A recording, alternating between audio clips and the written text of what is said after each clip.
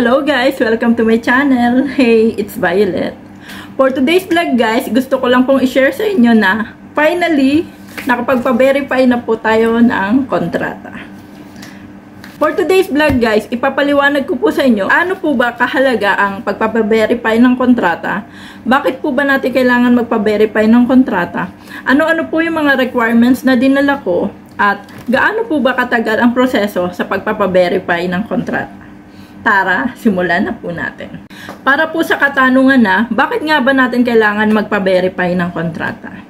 Number 1 po is, kailangan po natin magpa-verify ng kontrata dahil ito po, sa pamamagitan po ng pagpa-verify ng kontrata is, nai-update po natin yung ating sitwasyon sa ating government, sa Philippine government po. Na tayo po ay kasalukuyang OFW sa ibang bansa, na tayo po ay legal na nagtatrabaho bilang OFW sa ibang bansa at meron po tayong employer. Ibig po sabihin is, legal po tayo, meron po tayong papers. Okay po. And then, number 2 po is, ang isa pong mga requirements ang verified contract, polo verified contract. Kung ikaw po ay nagbabalak na magbakasyon or umuwi sa Pilipinas, hahanapin po kasi sa iyo yan. And then, number 3 po is, kailangan mo pong i-present ito para po makakuha ka po ng OAC. OAC po, Overseas Employment Certificate po. Yun po ang kailangan nating i-present kung tayo po ay pabalik na, galing Pilipinas, pabalik na po sa ibang bansa. Kung wala po tayong OAC, is hindi po tayo makakabalik. Pero by the way guys, isa lang po ang OAC sa mga requirements na kailangan po nating i-present. Okay po. And then, ano-ano po bang requirements ang kinailangan kong dalhin sa pagpapa-verify po ng kontrata? Kung matatandaan nyo po sa mga nakaraan kong vlog is, na isa-isa ko na po doon yung mga requirements na kailangan mong dalhin. Pero ngayon po, ipapakita ko po sa inyo yung actual na requirements na kailangan mo pong i-present para po sa contract verification. At ganun na rin po para po sa OWA membership or renewal of membership. Okay po. So, narito po ang mga requirements na kailangan mong dalhin kung ikaw po ay magpapa-verify ng kontrata.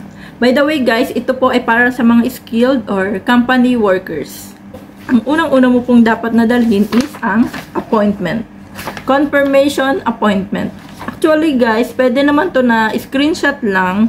Naka-note naman po doon na pwedeng i-print or screenshot lang. Pero dahil po naninigurado po ako is pinaprint ko na rin po kasi mahirap na. 'Di ba? Mas maganda na yung sigurado. Pero nasa inyo po kung ipapaprint nyo or screenshot lang din yung dadalhin nyo. Okay po.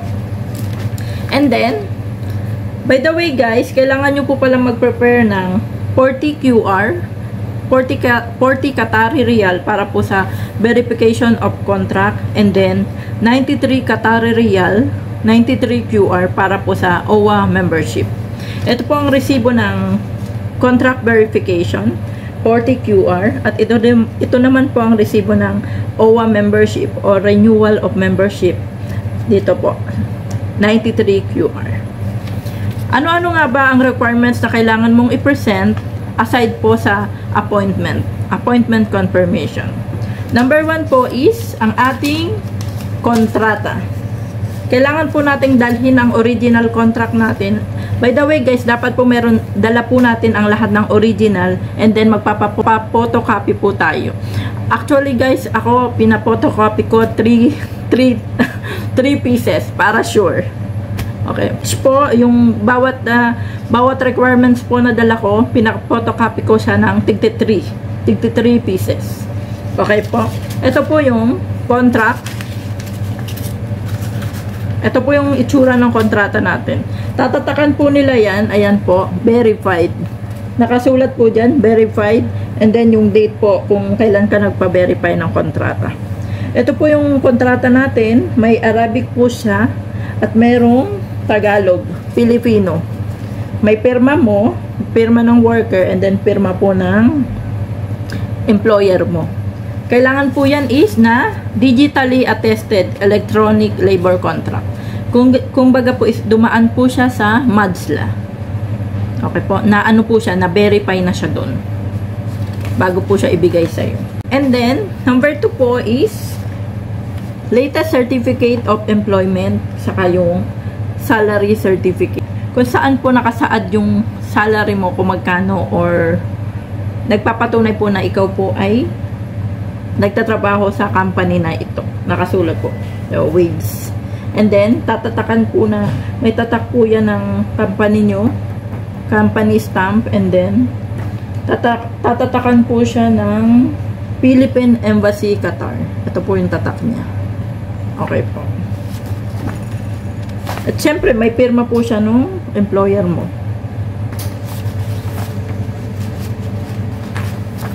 And then, ang pangatlo po is passport. Ito po. Ipapapotocopy mo po siya ng may kulay. Yan. Front and back po. Passport. Hindi ko napakita yung mukha ko. Yan po. Yung passport natin. Make sure mo lang po na yung passport mo is 6 months validity. 6 months po pataas. Okay po. Tatatakan din siya ng Philippine Embassy. Okay po. And then, the last one is ating QID or Qatar ID. Yan po. Ipagmumukha ko. Front and back. Ito, front and back. Tatatakan din po siya ng Philippine Embassy, Qatar. Yan po. Pag may mga tatak na siya, ibig sabihin po is verified na po. Verified na yung kontrata mo. Okay po. Yan po yung mga requirements kung ikaw po ay skilled or company worker. Okay. And then, ito naman po susunod na mga babanggitin ko is para naman po sa mga domestic workers or household service workers. May katulad din naman po yung mga requirements, kaya lang meron pong mga nadagdag kasi sa loob ka po ng bahay nagtatrabaho. Number 1 po na requirement is original and valid current employment contract. Katulad po nung pinakita kong una, employment contract po. And then, number 2, valid passport, at least 6 months validity. And then, number 3 po is valid QID of worker, front and back. Tulad po nung pinakita ko na QID photocopy ko po. And then, number 4 po is, ito po yung nadagdag para sa household service worker. Valid QID po of sponsor, front and back. Kumbaga po yung employer mo po, kailangan yung QID nila. And then, copy of health card or insurance valid for 2 years. Ayun po yung isa pa pong nadagdag, copy of health card and insurance for 2 years. Okay po. And then, nakanote din po dito na, if not processed by worker or sponsor, kailangan mo po mag-provide ng authorization letter. And then, same lang din po ang babayaran nyo para sa verification of contract is 40 QR. And then, para naman po sa OWA membership or renewal is 93 QR. Okay po. Yun. Yun lang, guys. Yun lang. Yun lang yung mga kailangan mong dalhin, requirements na kailangan mong i-present para sa pagpapaverify ng kontrata. Yan po. Pero napaka-importante po is appointment. Kung wala ka pong appointment, okay lang, pero dapat meron kang two-way ticket, round-trip ticket, 2 to 3 days before your flight. Kung wala ka po talagang appointment. Kung di ka po nakapagpa-appointment, nakasingit sa slot. So, pwede naman. Kaya lang, kailangan mo ng two-way ticket or round-trip ticket. Okay po. At sa tanong naman po na gaano po ba katagal ang process, is dumating po ako dun is 10 AM. So, pagdating ko is may pila na siya. So, sakto lang yung dating ko na kasi appointment ko naman po is 10 AM, 10 to 11. So, may pila na siya, pumila po ako. Then, mabilis lang naman kasi hindi po ganun karami yung nakapila. Pero marami na po yung nasa loob yung nagpa-process na. Okay. And then, mga ilang minuto, tiningnan na po yung requirements ko ni Sir. And then, una niya pong tiningnan is yung appointment confirmation. chinek niya po yan. And then, chinek niya rin yung mga dala mong requirements, isa-isa. Kung tama ba, kung iisa ba yung nakasaad. And then, yun. Inisa-isa po nila kung magkakatugma, kung yung pangalan mo same, ganun. Chinek nila isa-isa yun. Bago ka nila bibigyan ng number para sa verification of contract saka sa OWA membership. Yung token po, token number. And then, tumagal po siya ng 1 hour. 1 hour kasi medyo marami po kami sa loob. Marami siya. Mabilis lang naman siya kasi hintayin mo lang naman na dun sa makita sa screen yung number mo, hintayin mo lang yun. And then, kapag na ibigay mo na yung mga requirements mo, i-announce naman nila yung name mo, tatawagin ka nila. Pag dun po sa verification of contract. And then, same procedure po sa OWA membership. Kailangan mo lang hintayin makita yung number mo sa screen. And then, ikaw na yung ipaprocess. Tumagal po siya ng 1 hour kasi medyo marami pong tao.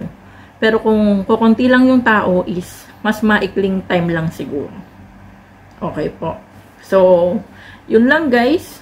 Gusto ko lang pong i-share na finally, verified na po ang kontrata ko. Ibig sabihin po niyan is legal kang nagtatrabaho sa ibang bansa. Kumbaga, legit ka ng OFW. So, yun lang guys. Sana nakapagbigay po ako ng information at nakatulong po ang vlog na ito sa inyo. So, kagaya po na lagi ko pong sinasabi, para po sa ating mga OFW, lagi lang po nating ingatan at alagaan ang ating mga sarili. Laban lang para sa pangarap. So, hanggang dito na lang guys. See you on my next vlog. Salamat! Bye-bye!